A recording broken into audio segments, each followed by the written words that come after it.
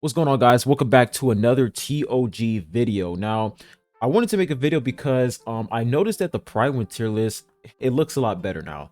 It looks a lot better, and I forgot to include this in the podcast episode 2. Me and Konowin and Sable, we talked about this after the episode, after I finished recording the episode. I should have included it. My dumbass forgot to include Prydwen as one of the questions, but this tier list is looking really good. Now, before I talk about it even more, I will say if you are a beginner player, tier lists are very useful if you are a new player. But once you have I wouldn't say a basic understanding, but once you understand how this game works, once you understand how many dupes you need on characters in order for them to work, um especially when it comes to support and DPS characters, I feel like you no longer need tier lists anymore because you now have the ability to evaluate which character is good and which character is bad. Tier lists, I feel like tier lists are mostly effective and useful for beginner players. But for veteran players like myself and many other people, we already understand how the game works, so you don't really need tier lists, to be honest. This is mostly for beginner players, for new players. But let's go ahead and talk about it. So you guys can see that they changed a couple things here. So they changed the categories. Before it was the categories were, I think, Revolution. Yeah, it was Rev. Like I think Rev 3 and then Rev 6. But now they changed it to below 300 deficit and above 300 deficit. So that's actually pretty good. And can we actually look at what they changed their criterias?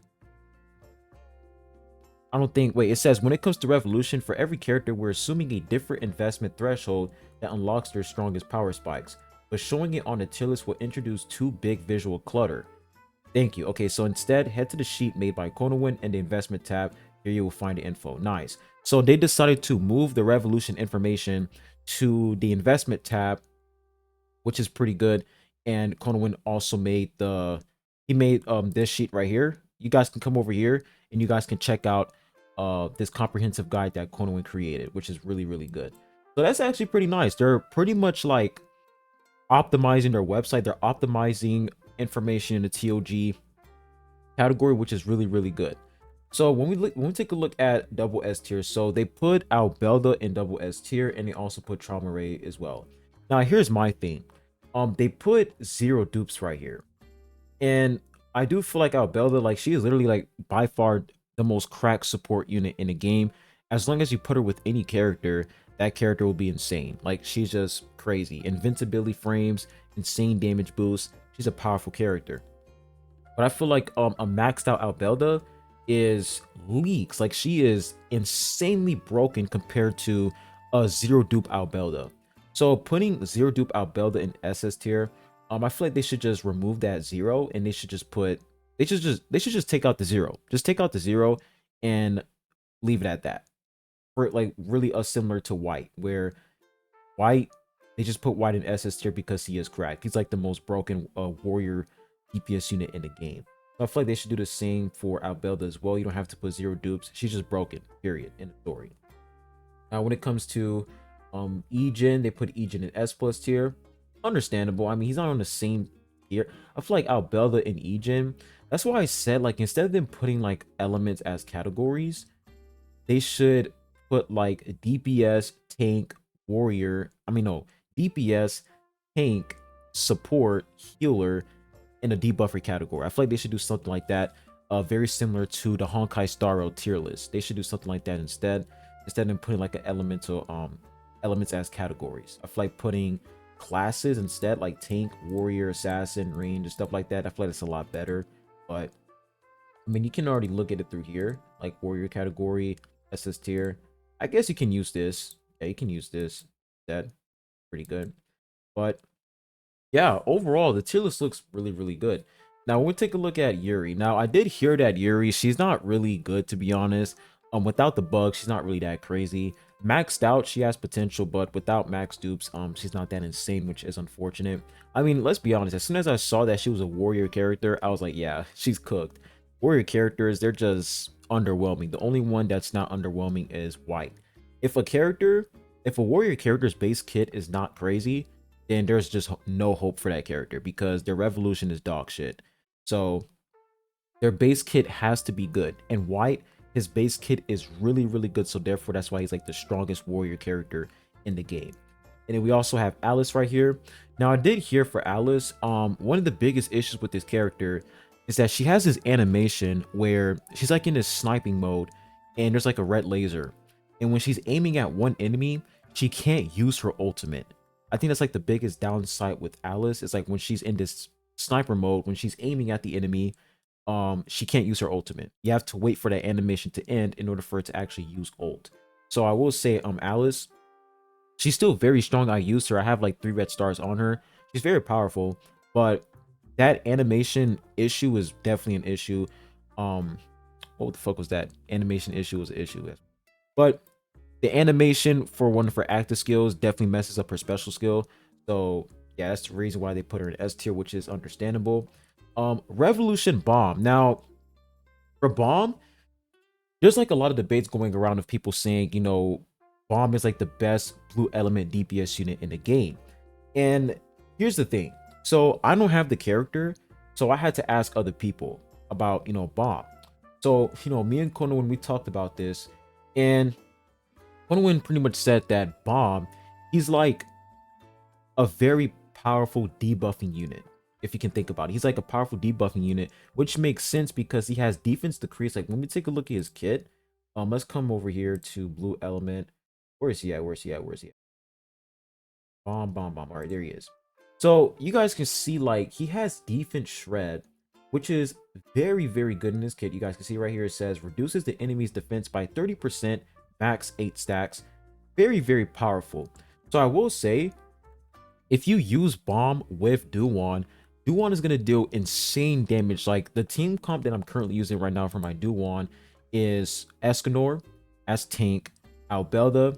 I put Albelda right next to Duan so she can buffer. Garam, and I'm using Princess Sanok alongside with, of course, Duan. So that's pretty much my team. But if you use, let's say, Bomb, Duan, Princess Sanok, and Garam, or Abelda, is going to be very good because Bomb is going to allow Duan to deal more damage. And I've seen a lot of people sent me screenshots showing that Duan deals more damage than Bomb. So that's why I'm saying, like, a lot of people were confused when I said that Duan is like the best blue element unit in the game. I said that she's the best blue element DPS unit in the game. Definitely the strongest DPS, blue element DPS so far. She's gonna be an SS tier for sure. I feel like they're gonna put her in SS tier because her damage for blue element is just cracked. It's insanely cracked, and she's one of the first units in the game, DPS SSR plus units in the game, where you don't need to max her out in order for you to see her potential. Very similar to Kunadan. Kunadan, you don't need Kunadan maxed out to see his true potential because he has HP based damage. But Duan, the same thing applies to her. The fact that she's able to apply 100% attack boost to allies, she's able to increase her attack based off of, you know, blue element allies using active skills. Like her kit is so stacked to the point where if you were to compare it to a Revolution Bomb is more of like a sub DPS debuffing unit compared to Duan because her damage is just insane. It really is crazy. Like her damage is just next level. She's literally carrying me very, very far in adventure mode. It's insanity. So I will say Duan, you know, there's still going to be debates going around, you know, who's the best DPS, Duan or Bomb. But me personally, I feel like Duan is literally the best blue element DPS due to the fact that she receives so much attack boost from her passive. I think it's like 450% attack boost, or I think 400%. And in her ultimate, she provides attack increase. She has physical pierce increase. It's just crazy. She's crazy. So I do believe Duan definitely gonna belong in that SS tier. Yiwa, SS tier for sure. I'm currently trying to max her out with my SSR plus nonstop summon, and she's cracked. She is absolutely insane. And I think the next character I'm gonna pick is Albelda because I heard that maxed Albelda is insane, especially with the revolution. So those are like the 2 characters I'm gonna choose to max out for SSR plus nonstop. And you guys can see that Naray was moved up to S plus tier. Pretty good. I mean, Naray with revolution, she's very powerful, so that's understandable. Ana is actually moved up to S tier, and I agree. I feel like Ana Her damage, she really doesn't deal damage, to be honest. It's not that crazy. She's more of like a distracting unit. Her job is to distract the enemy so that units like White will be able to survive a lot longer because she's able to summon that doll. So Ana, very useful for sure. What else do we have? 003 and A tier. I don't know how to feel about that. Me personally, I'm gonna have to disagree because I feel like 003, the red element resistant shred is so good. It really is good. You put that with Egen, you're cooking. So I don't know, man. I just think let's look at her kit again because I forgot what she can do. Red element. Where is she? There she is. So she has like red element resistance decrease. You guys can see it right here. The Kingmaker, it says red element resistance decreased by 50%. And I'm pretty sure she applies lifesteal, increases swiftness and lifesteal, the unit with the highest attack, which is really good for Egypt. So I feel like 003 is pretty powerful. Me personally, I would put 003 in like S tier. I feel like S tier is a solid tier for her. She's not high Yura or Garam level, but she is definitely S tier level for sure. Who else? Okay, Punisherin moved down to A tier. It's actually kind of sad how, you know, Punisherin, like he's just, I mean, he's still useful. I still use him. He's pretty strong, but he is falling off for sure. Who else? We have Compressed Rack. Yeah, Compressed Rack.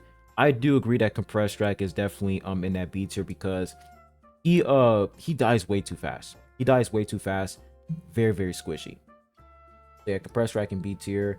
Joaquin, damn. I'm gonna be honest with y'all, man. Power creep is looking crazy in Tower of God, man. Like this tier list, when if we were to compare this tier list to, you know, the tier list back in like 2024, completely different. Completely different. I think the game came out in 2023. Yeah, I think it did come out 2023. But yeah, man, this tier list looks insane. Joaquin was in like S plus tier. Compressed Rack was in like S plus tier as well. She was like the most cracked unit in the game, and now look here, she's like freaking D tier. Yeah, I'm not gonna lie, man. Power creep is looking pretty bad in TOG right now. Kaseya, she definitely did fall off. Yeah, this is actually kind of sad when you guys really think about it. Look at my boy Hats, man. Damn, bro. This is actually sad. Apple used to be like the top boss meta unit because the evasion decreased, but now that's not really useful that much anymore. Yeah, man, this is looking crazy, bro. Power creep is definitely a thing, man. Ice Spirit Kunaguro, I heard that he's very good, which is great news because, you know, when it comes to SSR DPS characters, are just so shit. But I think the reason why he's very useful is because of the fact that he can debuff enemies, which is very valuable. Pretty sure he has magic and physical resistance shred, which is pretty good. So that's the reason why he's so high up. So I think, you know, when it comes to data SSR characters, they have potential. I just hope that when it comes to normal SSR characters that are released in a normal summon, they don't just completely abandon them and like, yeah, these characters are just going to be dog shit forever. I hope that's not the case. But yeah, as up to right now, man, tier list is looking pretty good. Definitely could be a lot more improvements, but this is definitely a great start. And when they updated, me personally, I would put Duan in SS tier. That's just me. I would put her in SS tier because she is very, very powerful. And then when it comes to SSR Anog, now SSR Anog, I think she's gonna be an S tier. I think they're gonna put her in S tier. Her debuffs are actually pretty good. So I think they're gonna put her at least in S tier or A tier, between the two right here. She's definitely probably gonna be in S tier category. So yeah, that's pretty much it for the updated tier list, man. Calivan got moved up to S tier. He used to be in a B tier, but they moved him up to S tier. Very interesting. Hayuri, I also heard that Hayuri is falling off as well. She's not doing a lot of damage, which is not surprising. But damn, they don't have a single green element unit in S plus tier. Very interesting. But yeah, I feel like this tier list looks pretty good. Good start. Definitely a good start for sure. But hey, man, the power creep is getting ridiculous, guys. This is turning into HSR, where all the units that were meta, they're like literally in B tier and below. It's fucking insane. Tell me what you guys think in the comment section down below. That's pretty much it for today's video. Just wanted to, you know, go over this tier list with you guys. give my honest thoughts and opinions. And hey, this looks pretty solid. This looks really good. And I also want to say, me and Kono, when we talked about this, he said that he's not, like, at the end of the day, this isn't his website. This is Prydwen's website. So, they're still in charge, and they're the ones that are still implementing, these characters in their own respective tier. And even though he says, yeah, this character, I think they belong in SS tier based off of the community, Prydwen, sometimes they wouldn't listen and they would still put the character, let's say, in S+ tier. So, yeah, I feel like Prydwen, they should definitely take into consideration that, you want to get the entire community's opinion. Take the whole community's opinion on certain characters. Look at screenshots, look at videos, test the characters before you guys actually place these characters in a respective tier. And you guys can realize that they remove the description, like the explanation as to why the character is in a specific tier.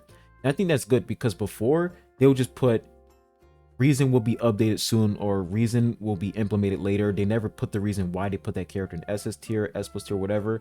So the fact that they just completely removed it, that's better, because if you guys are not going to explain it, you might as well just remove that.